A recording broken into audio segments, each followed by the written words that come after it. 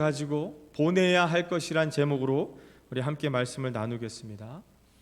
여러분, 오늘 우리가 읽었던 이 본문 말씀은 하나님께서 택하신 백성 이스라엘로 하여금 출애굽하도록, 애굽에서 나오도록 하기 위해서 애굽에 10가지의 재앙을 내리십니다.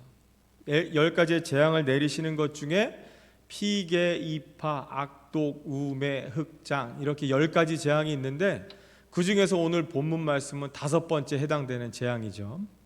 그래서 이 가축들이 다 돌림병으로 인해서 죽임을 당하는 그러한 재앙입니다. 여러분, 7절 말씀해 보니까 이 바로 왕이 자기의 사람들을 이스라엘 백성들이 있는 곳에 보내었다라고 이렇게 기록을 하고 있습니다. 여러분, 그러니까 하나님께서는 하나님의 백성들을 애굽에서 나오도록 하기 위해서 모세를 통해서 명령을 하시죠. 모세를 통해서 어떤 말씀을 하시냐면 내 백성을 보내게 하라. 그래서 그들이 사흘길쯤 지난 광야에 가서 하나님을 섬기고 하나님을 예배하도록 하나님께서는 모세를 통해서 바로에게 말씀하셨습니다. 그래서 모세가 바로에게 가서 이 말씀을 전했는데 바로가 이 말씀에 순종하지 않고 이스라엘 백성들을 보내지 않죠. 그래서 애굽 땅에 첫 번째 재앙이 임하고 두 번째, 세 번째, 네 번째 계속해서 이 재앙이 임하는 것들을 우리가 잘 알고 있습니다. 여러분, 이렇듯 바로가 하나님의 말씀을 들었는데도 불구하고, 말씀을 들었음에도 불구하고 하나님의 말씀대로 순종하지 않고 이 이스라엘 백성들을 보내지 않는 거예요. 여러분, 그래서 어떻게 됐냐면 이 5번째 재앙인 돌림병이 돌게 되어지고, 그래서 이때부터 하나님께서는 애굽에 속한 사람들과 이스라엘 백성들이 있었던 고센 지역을 구별하셔서 고센 땅에 있었던 이스라엘 백성들의 가축은 하나도 죽임당하지 않고 애굽에 살았던 애굽 사람들의 모든 가축들만 다 죽임을 당하도록, 여러분, 기적과 같은 일이 일어나는 거죠. 그래서 여러분 생각해 보세요. 어떻게 같은 시간대에 같은 그 땅덩어리 안에서 돌림병이 돌았는데 이스라엘 백성들이 살고 있었던 고센 지역에만 그 영향을 받지 않고 가축이 한 마리도 죽임을 당하지 않고 애굽 전역에 있었던 다른 애굽 사람들의 가축만 다 죽임을 당했다는 거죠. 여러분, 제가 예전에 한번 여름철이었는데 버스를 타고 이렇게 가는데 비가 내리는 거예요. 갑자기 비가 막 내립니다. 그러다가 어느 순간에 비가 멎었어요. 근데 버스는 계속 달리고 있는데 비가 멎었는데 뒤를 돌아보니까 계속 비가 오고 있어요. 혹시 여러분 그런 경험 해보신 적 있으세요? 같은 공간 아닌데 비가 내리는 곳과 내리지 않는 딱 그 경계를 제가 지나가고 있었던 거죠. 그러니까 비가 그친 게 아니라 제가 비가 내리지 않는 그 경계를 넘어서 들어온 거예요. 그러니까 달리는 버스 안에서 뒤를 돌아보니까 뒤에는 비가 오고 있어요. 아주 신기한 거를 제가 이제 경험한 적이 있습니다. 마치 이것과 같이 고센 지역에는 전염병의 영향이 없었다라는 거죠. 그래서 오늘 7절 말씀에 보면 바로가 자기 신하들을 이스라엘 백성들이 있는 고센 지역에 보냈습니다.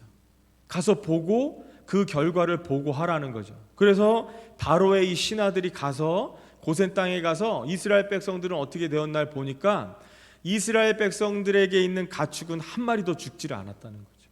그것을 바로 왕에게 와서 보고를 했습니다. 여러분, 그런데 7절 말씀에 보니까 뭐냐면 이러한 부하들, 신하들의 보고를 들었음에도 불구하고 바로가 어떻게 했대요? 마음이 더 완강해졌다는 거예요. 마음이 더 완강해져서 억지로 잡아두고 보내지 않게 되었다라는 거죠.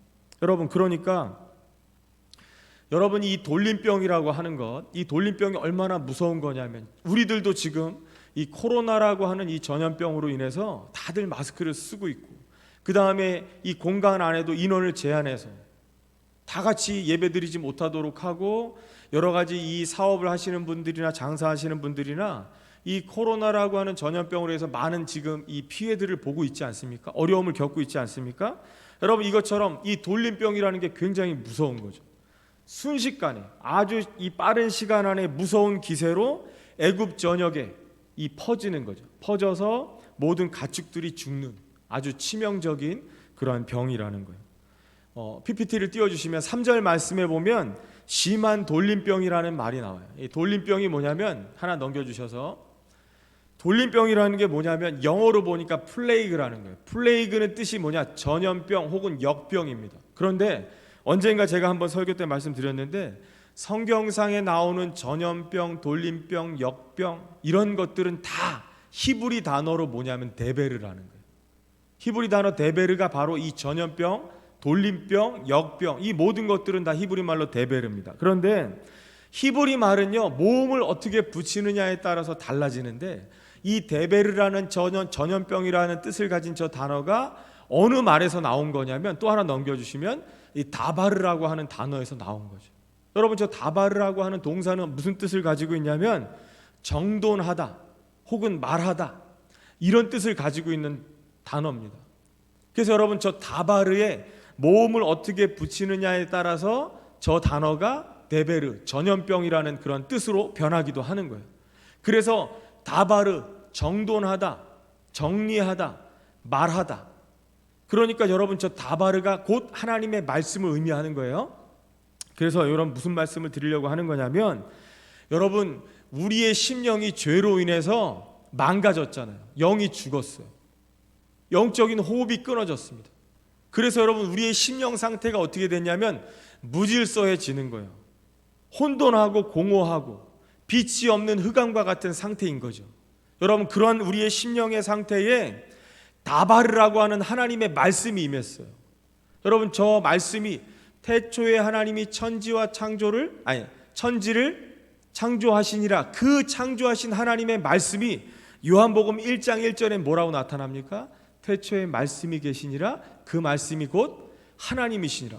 여러분 하나님의 말씀이 빛으로 공허하고 혼돈하고 무질서한 우리의 심령 가운데 임하는 거예요. 우리의 심령 가운데 다바르 하나님의 말씀이 임하고 나니까 이제 우리 안에서 어떠한 역사가 일어나냐면 무질서했는데 혼돈하고 공허했는데 흑암으로 가득 찼는데 이곳에 마치 빛이 임함으로 창조가 일어나듯이 우리의 심령 안에 다바르 하나님의 말씀이 임하니까 이 혼돈하고 공허했던 것들이 이제 창조적인 일들이 일어납니다. 그래서 무질서했던 것들이 질서가 잡혀지고 혼돈하고 공허했던 것들이 이제 창조적으로 이 진행이 되어지는 거예요. 변화되어지는 거예요. 여러분 그러면서 이제 어떻게 되냐? 우리 안에 생명을 얻게 되어지는 겁니다. 여러분 이해되시죠? 여러분 하나님의 말씀이 우리 안에 임하면 무질서했던 상태가 질서 있게 되어지고 어두움이 빛으로 바뀌어지고 사망이 생명으로 변화되어지는 거예요. 아멘이시죠? 여러분 이처럼 그렇게 되어지는 겁니다. 그래서 요한복음 6장 63절 말씀 보면 살리는 것은 영이니 육은 무익하니라. 여러분 살리는 것은 영이지 육이 아니라는 거예요. 제가 이제 지난 시간에는 저희 아버지 장례로 인해서 예배에 참석을 못했는데 저희 아버님 돌아가시고 장례를 치르면서 제가 보니까 인간이 죽으면 그냥 한 줌 재로 끝나더라고요. 여러분 육은 무익한 거예요. 여러분 그래서 내가 너희에게 이른 이 하나님의 말씀이 곧 뭐예요? 하나님의 말씀이 곧 영이고 생명이라는 거예요. 그래서 여러분 그 생명이신 다바르 하나님의 말씀이 우리 안에 임해야 무질서함이 질서 있게 바뀌어지고 창조적인 일들이 일어나면서 생명으로 변화되어진다는 거예요. 그런데 만약에 여러분 우리의 심령 가운데 이 하나님의 말씀을 듣긴 들었는데 이 말씀대로 살지 않고 순종하지 않고 이 말씀으로 오신 예수님을 영접하지 않으면 어떻게 되는 거예요? 무질서해지고 혼돈하고 공허해지고 결국엔 어떻게 됩니까? 애굽 사람들과 같이 전염병이 돌아서 다 죽게 되어지는 거죠. 데베르로 끝나버린다는 거예요. 여러분 오늘 듣는 말씀들이 저와 여러분들 심령 가운데 다바르의 말씀 되시기를 바랍니다. 그래서 말씀을 듣고 난 다음에 우리 안에서 이 어두움과 혼돈이 거쳐지고 새롭게 창조되어지는 생명의 역사가 있어질 줄 믿습니다. 여러분 만약에 그렇게 되지 않는다면 이 전염병과 같이 우리뿐만 아니라 말씀을 들은 사람들이 하나님의 말씀에 순종하지 않아서 마치 전염병이 도는 것처럼 많은 사람들에게 이러한 나쁜 영향력, 그 영혼들까지 죽게 만드는 그러한 영향력, 이 전염병이 되어지면 안 된다라는 거죠. 그래서 여러분 우리가 하나님의 말씀을 듣고 믿는 것으로 끝나는 게 아니라 듣는 말씀, 믿는 말씀대로 순종하는 게 중요합니다. 행하는 것이 중요하다는 거예요. 성경에 보면 회칠한 무덤이라는 말이 나오죠. 유대인들을 향해서 회칠한 무덤과 같다 이렇게 말씀하시는 건 뭐냐면, 여러분 레위기에 보면 이 부정한 것들이 있어요. 시체를 접촉하면 부정합니다. 그러니까 사람을 땅에 묻었는데 거기에 어떠한 표식을 해놓지 않으면 사람들이 지나가다가 모르고 거기를 밟게 된다든지, 그 무덤하고 접촉하게 되면 그 사람 부정해지니까 표식을 해두듯이 회를 칠하는 거예요. 여러분, 그러니까 회칠한 무덤은 겉에서 볼 때는 어때요? 그냥 깨끗해 보여요. 그냥 무덤 같지 않은 거예요. 그러나 실상은 그 안에 지금 뭐가 있는 거예요? 시체가 썩어가고 있는 거죠. 냄새를 풍기고 있는 거예요. 썩는 냄새를. 그러니까 여러분, 우리가 하나님의 말씀을 듣긴 들었는데 믿는다고 하고 교회를 출입하며 신앙생활을 하지만 하나님의 말씀이 우리 안에서 창조적으로 역사되지 않는다면, 내가 그 말씀 따라 순종하고 행하지 않는다면, 전심으로 하나님을 인격적으로 영접하지 않는다면, 여러분 마치 우리는 회칠한 무덤과 같을 수 있다는 거예요. 겉으로 볼 때는 크리스찬이고 성도고 직분자이지만 실상 속에서는 썩는 냄새가 진동하는 무덤과 같을 수 있다라는 거죠. 그래서 여러분, 우리가 차라리 믿지 않고 말씀을 모르는 사람들 같으면 가식적으로 행하지도 않겠죠. 모르니까. 그런데 하나님의 말씀을 듣긴 들었는데, 알기는 아는데 행하지 않는 사람은 이 아는 말씀으로 인해서 우리 안에서 이 가식적인 행동들이 나오게 된다는 거죠. 여러분, 그럴 수 있다는 거예요. 교회 다니는 사람들이, 예수를 믿는다고 하는 사람들이 실질적으로 그들의 삶 속에서는 정말 믿음 따라 살지 않는 모습들을 우리가 왕왕 보게 되잖아요. 그러니까 여러분, 그럴 때에 우리 안에서 종교적인 가식들이 나올 수 있다는 거예요. 위선적인 행위들이 나올 수 있다라는 거죠. 그래서 여러분, 생명을 주는 창조적인 하나님의 말씀, 이 다바르가 우리 안에 임할 때에 우리 안에 이 죽음을 주는 가식적이고 습관적인 말씀들이 바뀌어져서 결국에는 여러분 우리 안에 생명을 주는 여러분 그런 역사가 일어날 줄 믿습니다. 여러분, 그렇다면 우리 안에 계속해서 이 말씀이 데베르로 남아 있을 것이냐, 아니면 다바르가 되어서 우리를 생명으로 인도할 것이냐는 결국 우리에게 달려 있다는 거예요. 우리가 그 말씀대로 살 것이냐, 아니면 불순종하고 내 뜻대로 살 것이냐, 이런 것들은 우리에게 달려 있다라는 겁니다.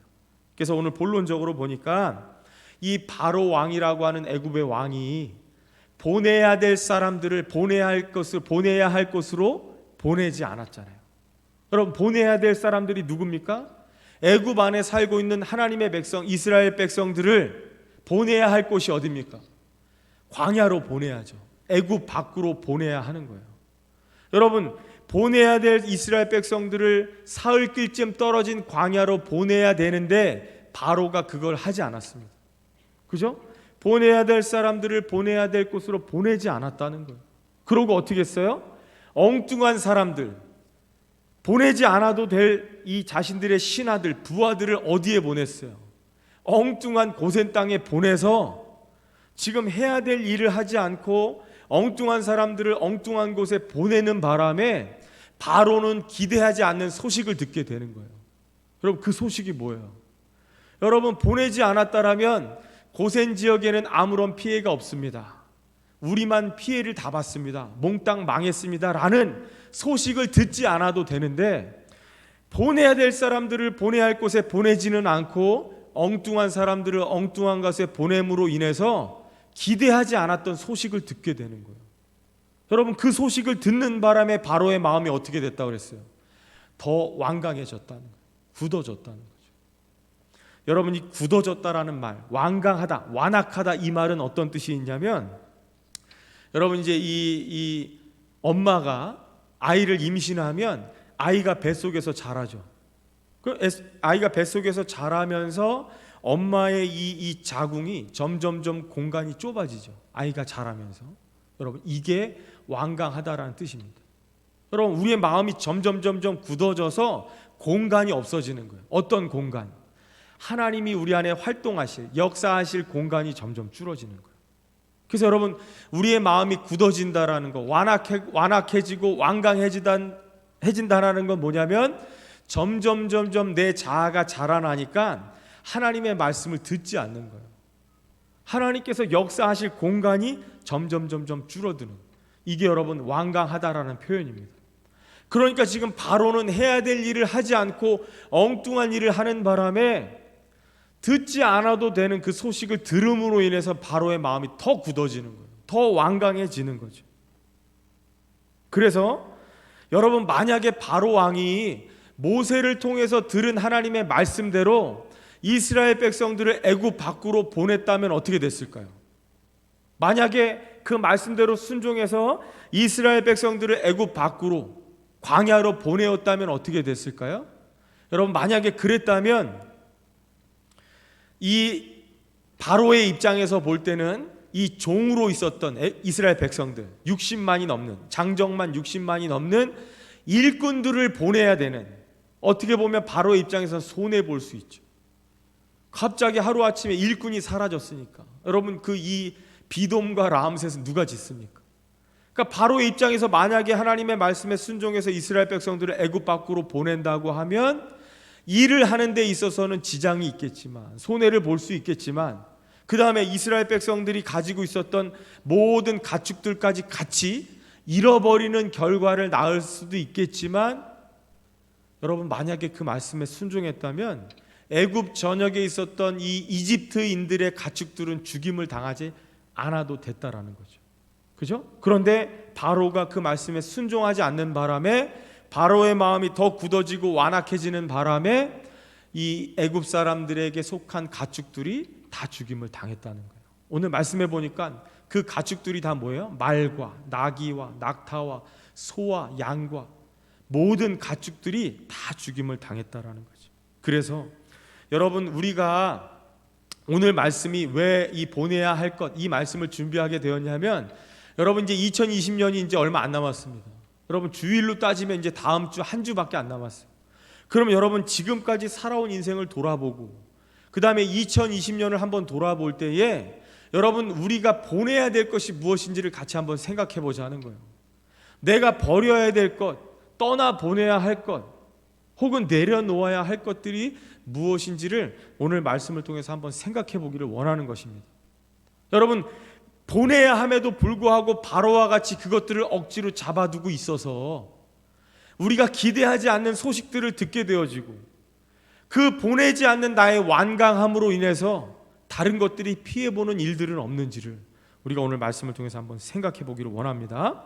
그래서 여러분, 우리가 잘 아는 야곱이라는 인물을 한번 생각해 보면, 여러분, 야곱이 이 형과 아버지를 속이고 외삼촌이 있는 밧단 아람으로 도망갔습니다. 도망가서 거기에서 살면서 결혼도 하고 자녀들도 낳고 재산도 이제 모으고, 여러분, 그래서 이제 하나님께서 너의 고향으로 다시금 돌아가라.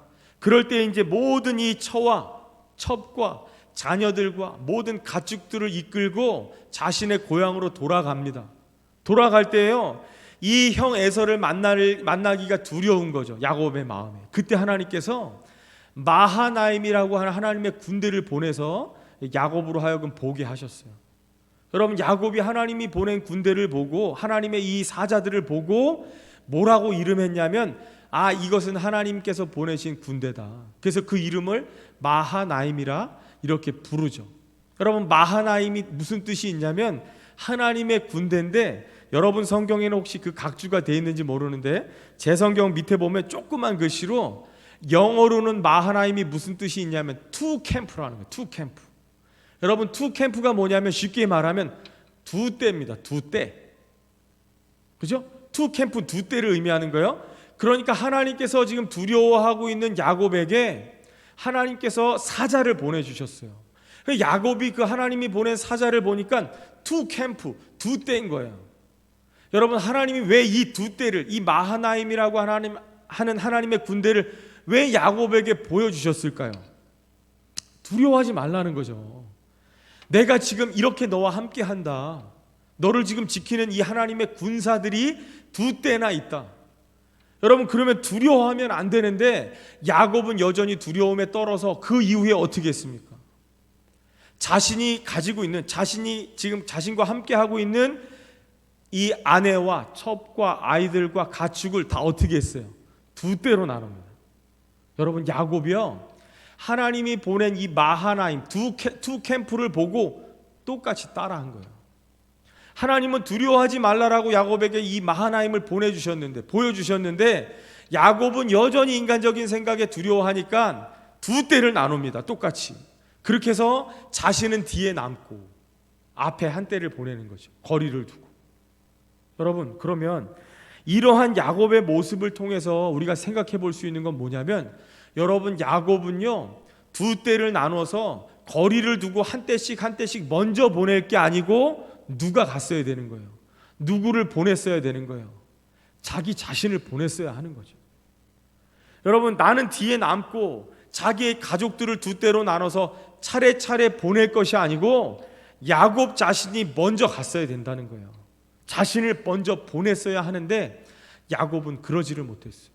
그러지 못하는 바람에 야복 나루에 남아있던 이 야곱에게 무슨 일이 생겼습니까? 천사와 씨름하는 일이 생겼죠. 여러분, 천사와 밤이 맞도록 씨름하는 거예요. 내 자신을 먼저 보냈어야 하는데 보내지 않고 자신이 제일 뒤에 남아서 머물러 있는 바람에 하나님의 천사와 씨름하게 됩니다. 여러분, 그래서 우리가 잘 아는 이야기잖아요. 야곱의 환도뼈가 끊어져서 야곱은 평생을 이 환도뼈로 인해서 절었더라. 여러분, 야곱은 불구자가 된 거예요. 평생을 절어야 하는 불구자가 됐습니다.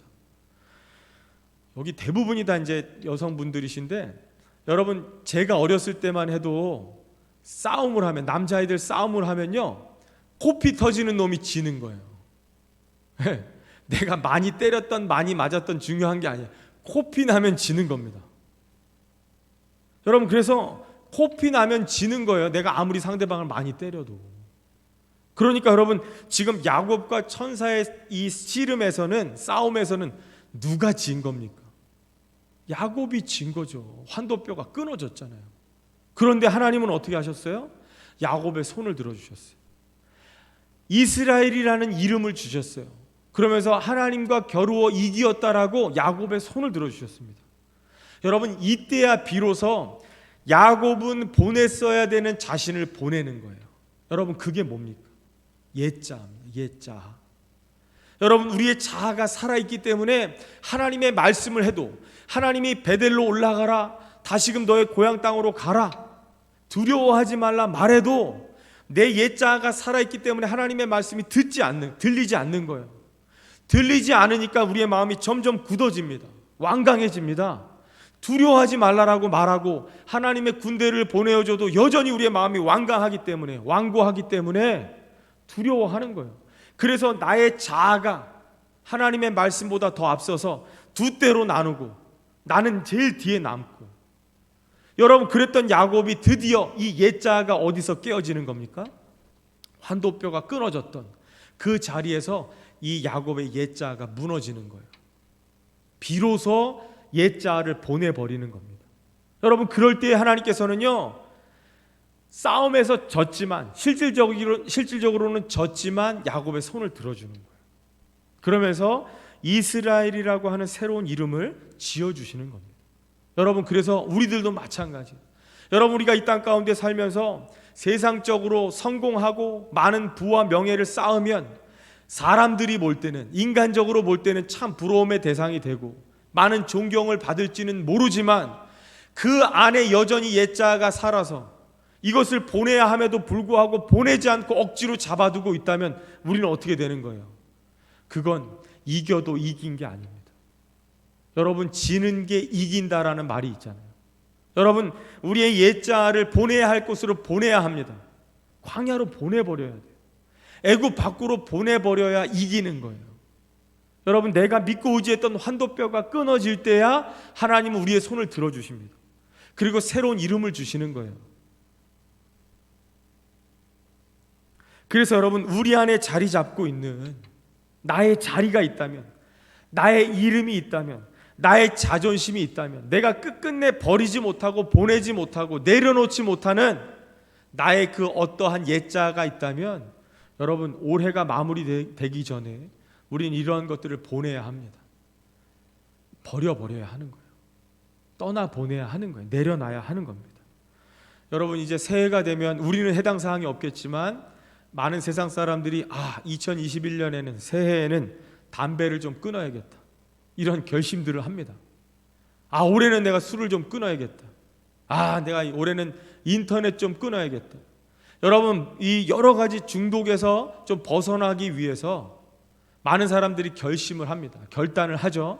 그런데 여러분, 만약에 술을 끊겠다고 말하고 담배를 끊겠다라고 말하는 사람이 여전히 담배를 가지고 있다면, 여전히 냉장고에 술을 담아두고 있다면, 여러분, 그건 보내는 게 아니죠. 그건 끊는 게 아니에요. 여러분, 내가 인터넷 좀 끊겠다, 내가 너무 TV를 많이 보니까 좀 TV를 좀 이제 보지 말아야겠다 하면 끄면 되잖아요. 그죠? 그런데 여전히 TV를 켜놓은 채에 말만 하고 있다면 그게 바로 뭐예요? 그게 가식이고 위선이라는 거예요. 여러분, 우리가 하나님의 말씀을 듣습니다. 하나님의 말씀을 들으면서 아멘하고 믿는다고 고백하지만 내 삶이 변화되지 않는다면 나는 보낸 게 아니에요. 나는 버린 게 아니죠. 아직 내려놓은 게 아니라는 거예요. 여러분, 내가 그 말씀을 알고 믿었다면 그 말씀대로 믿고 순종하는 게 중요합니다. 행하는 것이 중요하다는 거예요. 여러분, 그게 진짜 보내는 사람입니다. 그게 진짜 옛자가 죽어지고 새롭게 거듭난, 이스라엘이라는 이름으로 거듭난 그러한 사람이라는 거죠.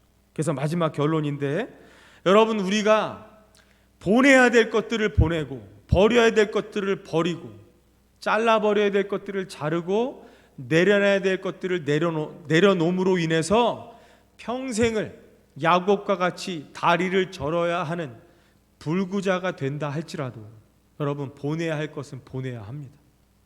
그죠? 여러분, 그래야 우리 안에 이 하나님의 말씀 다바르가 창조적으로 역사되어져서 우리 안에 생명이 일어나는 거예요.